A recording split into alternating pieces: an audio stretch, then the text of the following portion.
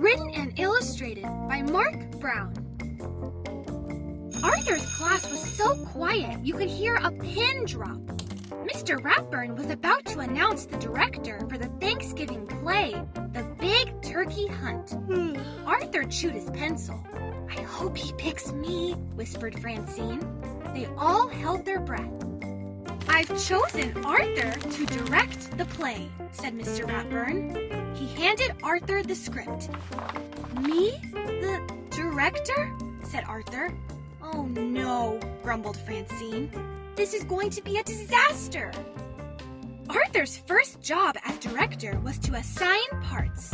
The narrator would have the most to say, but the turkey, the symbol of Thanksgiving, had the most important role of all.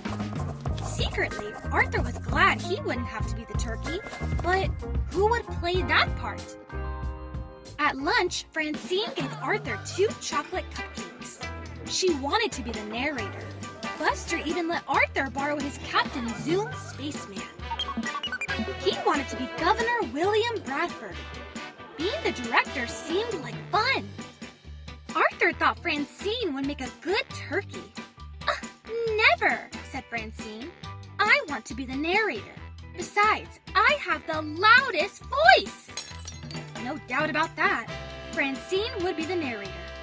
Arthur showed Muffy a drawing of the turkey costume. "Lots of feathers," said Arthur.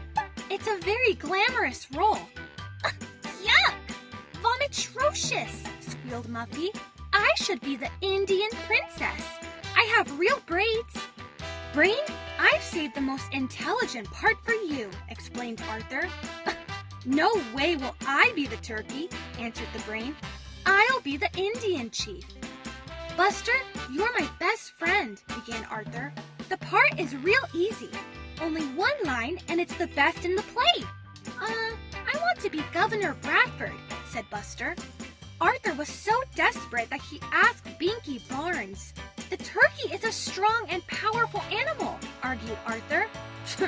"Yeah, without saying a word, it can make you look like a fool in front of the entire school," said Binky. The play was only 6 days away. Where would Arthur find a turkey? Arthur knew he could count on his family. "I'd love to be the turkey," said his father. "But I have a dentist appointment that I don't want to miss." "The world is full of turkeys," joked his mother. "You should be able to find one." "I wouldn't be caught dead in that outfit," said his sister, DW. "Let's talk turkey," said Arthur over the PA system at school. "The best part in the Thanksgiving play is still open. If you're interested, please come to the office at once." No one came to the office. In fact, the principal left the office laughing. Arthur put posters in the cafeteria. He placed ads in the school paper. Nothing worked. Arthur had other problems too. Muffy complained about everything. "I should be narrator. My parents are paying for the cast party," she whined. Francine would not take off her movie star glasses. They're good luck," she explained, but she was having a hard time seeing what she was doing. Buster couldn't remember his lines.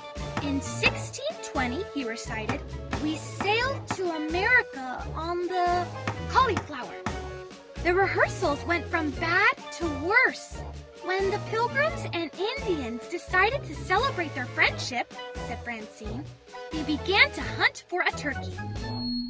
"We cooked beans and pumpkin pies," whispered Sue Ellen, "and the Pilgrim men went off to hunt for a turkey." "We made cornbread and picked cranberries," said Muffy. "Oh, oops! And the Indian braves went on their own turkey hunt." Then it was time for Francine to present the turkey. "When the Indians and Pilgrims finally found a turkey," she began, "there was great rejoicing. Today, when we think of Thanksgiving, we think of turkey." She glared at Arthur. "Don't worry," Arthur promised. "I told you I'd find a turkey in time." As a last resort, Arthur decided to rent a turkey. But that wasn't such a good idea.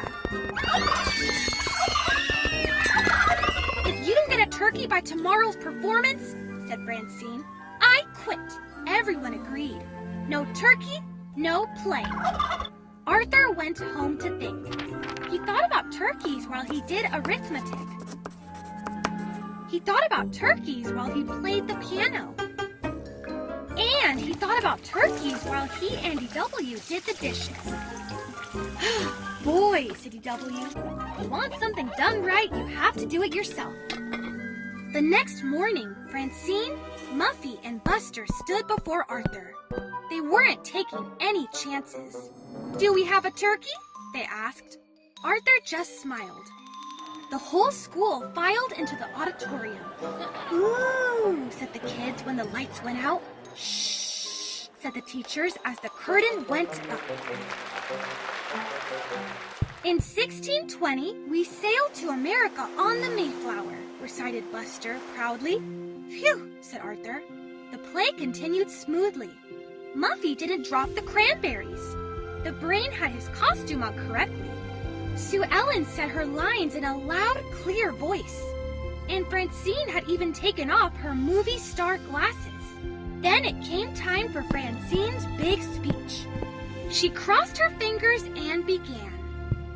When the Indians and Pilgrims finally found a turkey, there was great rejoicing. Today, when we think of Thanksgiving, we think of turkey. There was a lot of fumbling behind the curtain. Arthur took a deep breath. He walked on stage. As soon as he did, the audience began to laugh. Arthur turned bright red. This was going to be even worse than he had thought it would be. The turkey, Arthur began, is a symbol of togetherness and Thanksgiving, said a chorus of voices behind him. Arthur turned around and smiled. I guess Mom was right. The world is full of turkeys. Okay, turkeys, all together now. Let's hear that last line loud and clear. Happy Thanksgiving! The